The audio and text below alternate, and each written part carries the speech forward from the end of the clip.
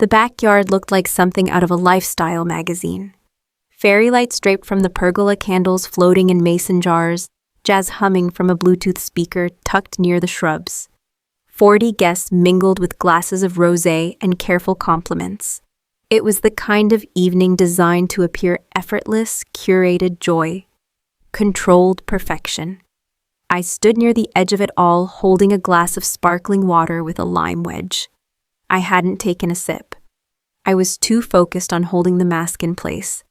The good daughter, the one who smiled easily, dressed modestly, and didn't ruin the mood. Then my father opened his mouth. "Sell the damn house, Emily. Jason's loan isn't going to pay itself." It sliced through the music like a slap. Forks paused midair. Conversation stopped mid-sentence. A few people blinked as if they'd misheard him, but I hadn't. I never did. My fingers tightened around the glass, but I kept my posture perfect. Calm, unbothered. That's how you survive in a family like mine. "Don't show the bruise, just keep walking," I turned to him. "Alan Tran." My father stood with his tie slightly loosened and a tumbler of whiskey in hand, looking proud of himself. He always did enjoy a public declaration, especially when it made someone else small. "Excuse me," I asked, my voice low but deliberate. "You heard me," he said louder now. "It's time you did your part. Your brother's drowning and you've got a whole house just sitting there. Family helps family." Jason stood beside my mother, swirling his drink with one hand and not even pretending to look embarrassed. Just smug, like this was already decided. My eyes scanned the guests. Some looked away, some waited. No one spoke. They didn't need to. I could hear it in their silence. "Come on, Emily, don't make a scene." And my mother, Linda, didn't blink. She just stood there still and elegant, as if she were watching someone else's life unfold, not mine. Something clicked. It wasn't rage. It wasn't grief. It was a switch, a truth that had always been there now. Finally undeniable. I placed my glass down slowly on the side table beside the patio column. My hands didn't shake. My voice didn't crack. "You have 30 days to move out," I said clearly and calmly. The air thinned. "What are you talking about?" my father asked, laughing nervously. "You're standing in my house," I said. "And I want it back." The crowd didn't move. Even the candles seemed to hold their breath. My brother's jaw clenched. My mother finally frowned. "You don't mean that," Alan said, stepping toward me. "You're emotional." "No," I said, meeting his eyes. "I'm just done being useful." And then I turned, walking toward the garden gate, each step louder than their silence. Let them call me dramatic. Let them pretend they were blindsided. They didn't see it coming because they never thought I would stop playing my part. But that night I did. And it was only the beginning. Charleston summers always smelled like wet pavement and jasmine. I still remember that scent, how it stuck to my clothes after closing late shifts at the diner, walking the 2 blocks home with the tired feet and a head full of equations I'd have to review before morning.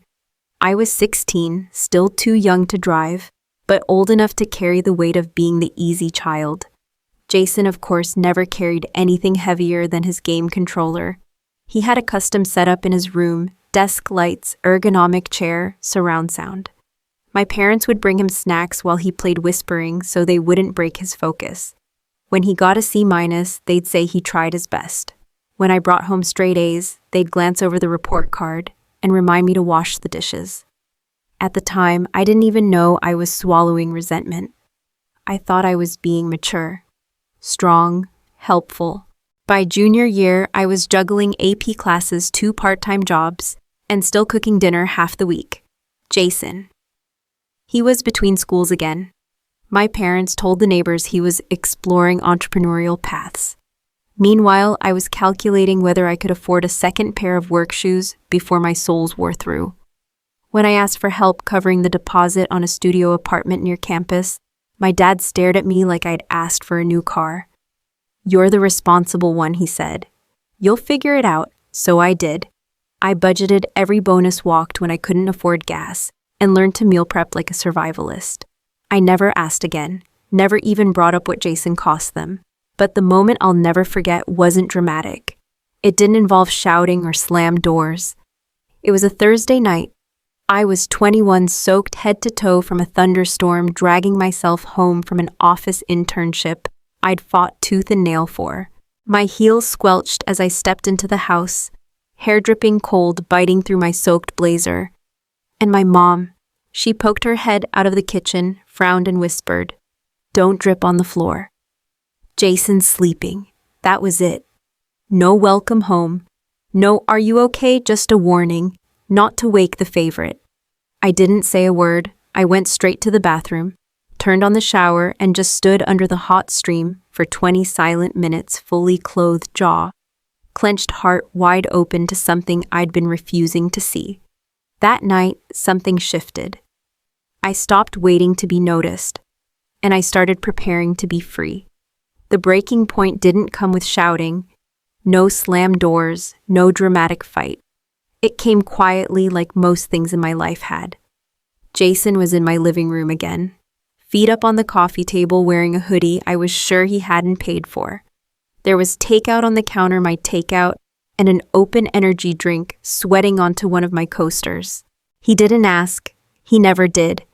"This house has good bones," he said, scrolling through his phone. "You should really consider converting the basement. Could Airbnb that and help out with things." Things meant his overdue credit card, his fourth failed startup, his maxed out car lease. I stood by the kitchen island, still in my work clothes heels, on blouse wrinkled from a 10-hour day. My shoulder ached from hauling my laptop bag in the rain. And yet he talked like I was his assistant, like I should be grateful for his ideas. I didn't answer him. Instead, I looked past him at the hallway that led to the guest room I never used, and saw it for what it really was, a line I hadn't drawn yet.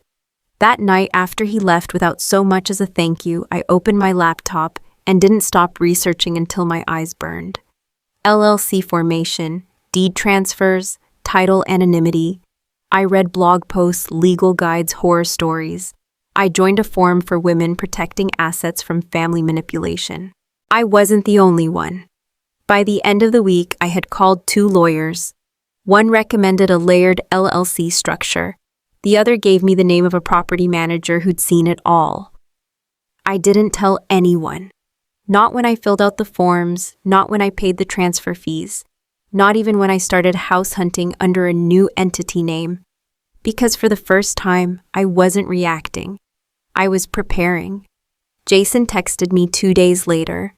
"Need to borrow your truck. Car's in the shop again." I looked at the message, then at the folder on my desk marked Tran Holdings, and I smiled. Because he had no idea what I was building, and I wasn't going to warn them this time. It started with 2 names, not mine, 2 generic-sounding LLCs I registered in separate counties, with mailing addresses that led to locked P.O. boxes and paperwork that listed me only as managing member. Just enough to keep curious eyes, confused, and nosy family out of reach. I transferred the deed of my house into the first one. It took 2 signatures, a notary, and less than 20 minutes. Years of blood hustle and sacrifice tucked neatly into a legal envelope. It felt like slipping the knife out of their hand before they even noticed they were holding it. The second LLC bought me a smaller place 15 minutes away. Nothing flashy, just a quiet, single-story brick house on a sleepy street with a picket fence and peeling shutters. The kind of place people forget, and that's exactly what I needed. Privacy, not pity. I furnished it simply: a second-hand couch, my old desk plants I hadn't had time to kill yet. I even drafted a fake lease agreement just in case anyone came snooping. When I told my parents I was moving out to cut costs, my mother tilted her head, concerned but patronizing. "That place was a bit much for you anyway, sweetie. It's better this way." She didn't ask who I sold it to. She didn't ask what I got in return. She assumed I gave it up like everything else. And that's when I offered the deal. "You can stay there," I said over dinner one night. "While I get settled, no rent. Just keep it tidy." My father nodded like it was expected. Jason smirked, already talking about painting his old room and upgrading the Wi-Fi. My mother thanked me like I was doing the decent thing, as if decency hadn't already cost me a decade. 2 days later, I handed them the keys. They moved in like they were royalty returning to their estate. My father complained about the water pressure. My mother rearranged the furniture. Jason dragged in his old gaming chair and claimed the sunniest room. And me, I walked out the front door of my own house, with one bag, locked the car behind me, and didn't look back. They thought they'd won. But the clock had already started ticking. They settled into my house like it had always belonged to them. Within a week, my mother had repainted the hallway to a softer cream, and my father had replaced the cabinet handles, ones I'd picked out myself, with something less modern. Jason ordered LED lights for his room and left the boxes in the entryway for me to step over when I visited. I didn't say a word. Every Saturday, I came by under the guise of dropping off mail or checking in on repairs. My mother would offer me tea in my own mugs and sigh about how hard it must be to adjust to my new rental. One afternoon, she stood in the doorway of my new place, my second house, the one they thought was just some sad little downgrade, and gave me that look. The one she used when I wore hand-me-downs in high school. "It's quaint," she said, glancing around. "Bit of a squeeze after the other place, huh?" I smiled. "I'm learning to live within my limits." That made her smile like I had finally accepted my place. A few days later, my father stopped by, unannounced, with a Tupperware of leftover stew. "Thought you could use something warm," he said, setting it on the counter. "It's tough downsizing." He looked around the living room like he was surveying a ruin. I offered him coffee. He declined. "Just wanted to check in." I thanked him. Let him believe he was helping. Let them both believe I had given up everything for Jason, for family, for the Tron name. That I had folded once again and handed them the better life, because that's what daughters do. I watched them take comfort in the lie, and I kept feeding it to them, one kind gesture at a time. Because the best setups don't require anger. They require patience. They require precision, and above all, they require silence. Let them decorate. Let them settle in. Let them feel safe. Because while they played house in my walls, I was preparing to evict an entire history. The invitation arrived in a group text from Jason, followed by a dozen celebratory emojis and a line that made my stomach turn. "Fresh start, Bash. Come celebrate my comeback." Apparently his loans had been cleared, or so he told people. I didn't need to ask how. My parents were too proud not to leak the lie. Emily gave up the house for him. Can you believe how selfless she is? I went, of course. That was the plan. They hosted it at my house with fairy lights draped across the same pergola I had built with my bonus from landing my first big client. Tables were set up in the backyard, the ones I had custom ordered. My mother had pulled out her best dishes and pretended they were hers. I wore black. Not for drama, just for focus. Guests mingled, clinked glasses, took selfies in front of the ivy wall I had planted. I watched from a chair near the back, nursing a glass of ginger ale. Smile polite, back straight, words measured. Jason was in his element, tossing out half-baked business advice like confetti. People laughed too hard at his jokes. They always had.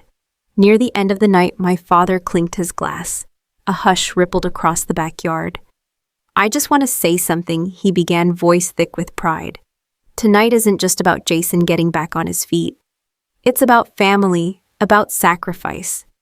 He looked straight at me and the crowd followed. My daughter Emily did something incredible.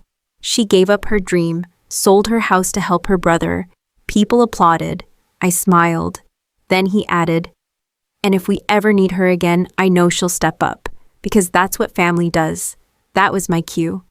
I stood slowly, setting my glass down on the arm of my chair.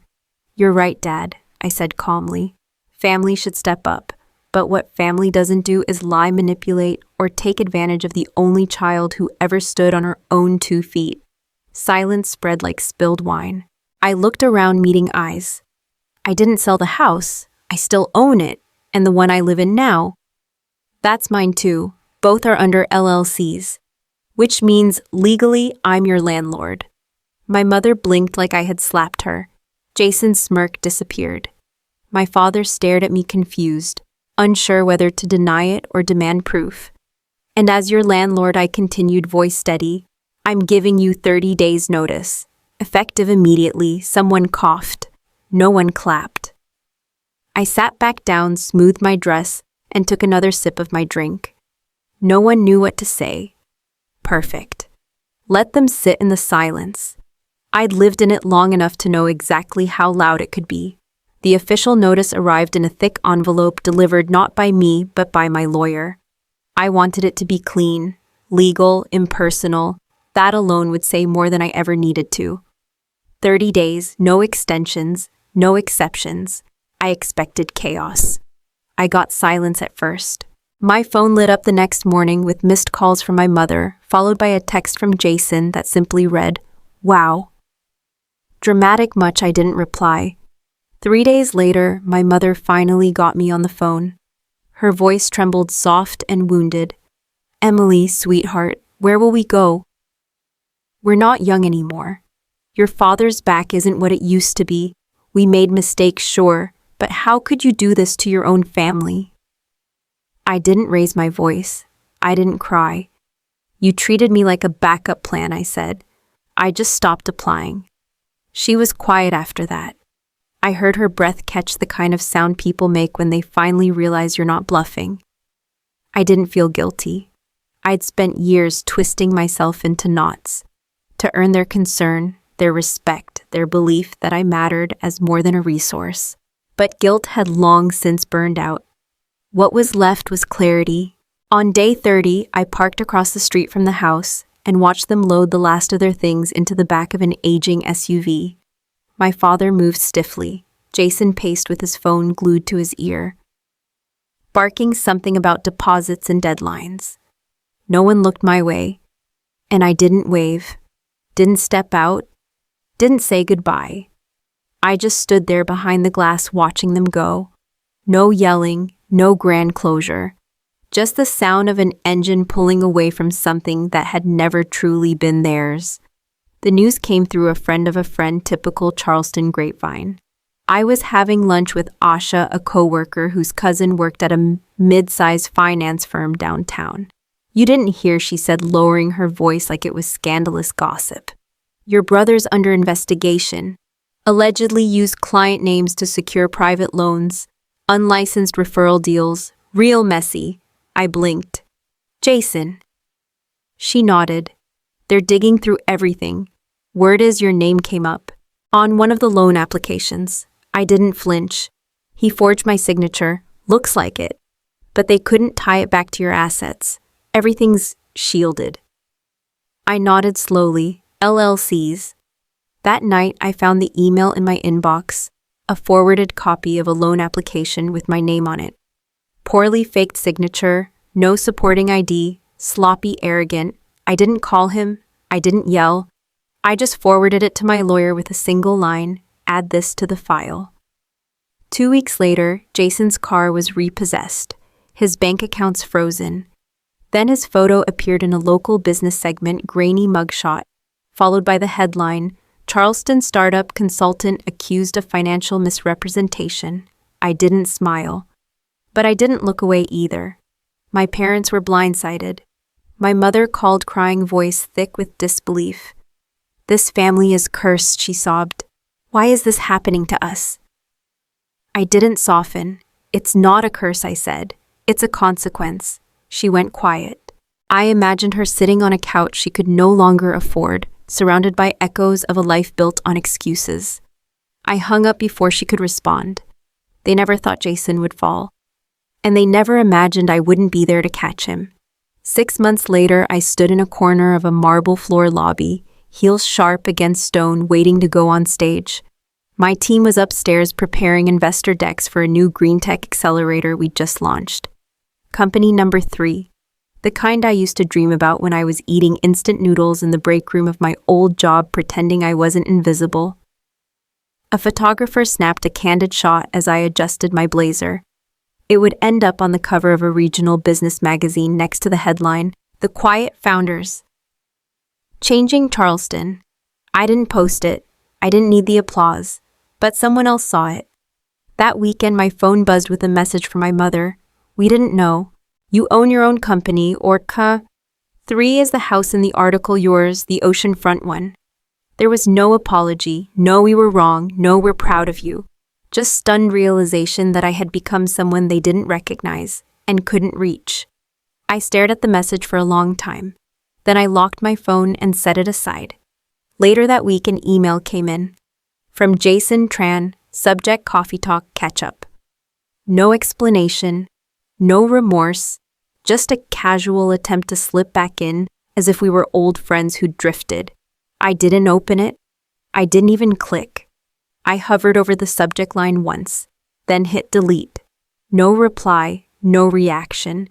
Because the silence they once forced me to live in, I had mastered it. And now I wasn't ignoring them to hurt them. I was simply too far ahead for them to follow.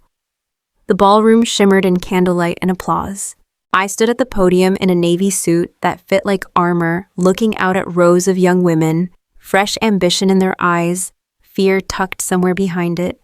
I told them the truth, about starting small, about being underestimated, about how silence can be a tool, not a weakness. I didn't name names. I didn't need to. The story was familiar to more people than I realized. Afterward, as I stepped off stage, a woman in her 40s, maybe 50s, touched my arm. Her eyes were glassy. "My daughters are watching," she said. Her voice cracked. "You give us hope." I smiled, not politely, genuinely. Later that night, I stood near a window with a glass of champagne watching the city lights blink back at me. Somewhere out there, my parents were probably still trying to rewrite their version of events. Jason, if he hadn't skipped town, was likely pitching his next lie. But none of it touched me now. They thought I gave up the house. What I really gave up was them. And in that exchange, I gained something they never expected myself. Unapologetic, untouchable, free.